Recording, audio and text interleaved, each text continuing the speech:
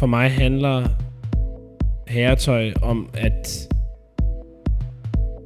tage fra, at fjerne alt det, som ikke er nødvendigt, og komme ind til en eller anden form for kerne.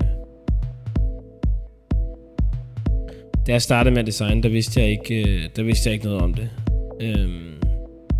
Og det lå ligesom ikke i kortene, at det var det, jeg skulle lave, men sådan blev det, og fra jeg startede, har det ligesom altid blivet ved med at give mening, at det var det, jeg skulle lave.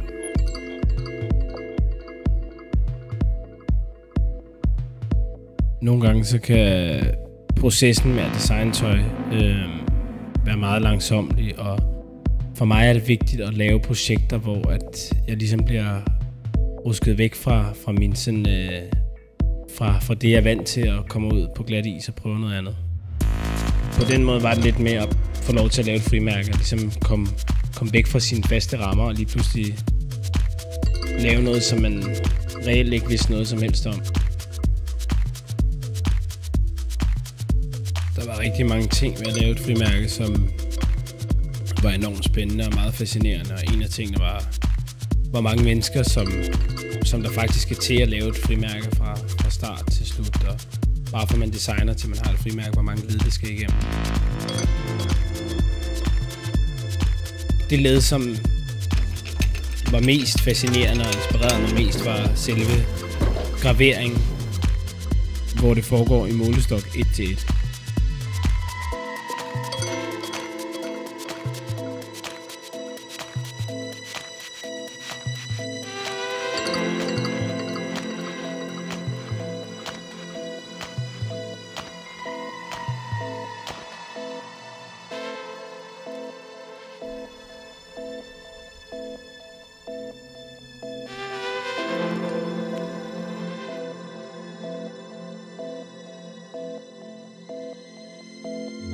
Når jeg designer, så prøver jeg ikke at være bange for at lave fejl, men at arbejde med mine fejl.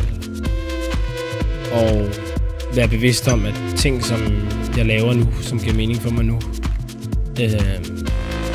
kan jeg måske kigge på om 5 år og kigge tilbage på og tænke, at det var forkert, eller det er grimt.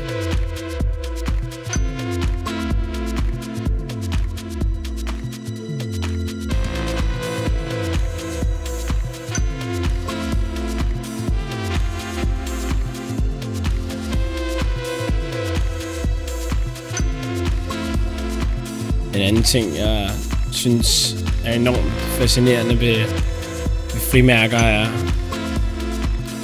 hvordan noget, der har så lille en størrelse, kan påvirke så utrolig mange mennesker.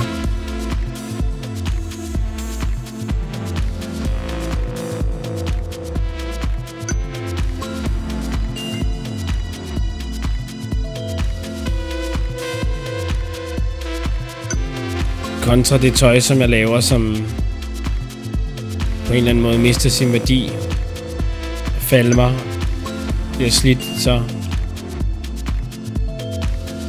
bevarer frimærket jo sin værdi indtil den dag, det bliver brugt. Det synes jeg er ret fascinerende.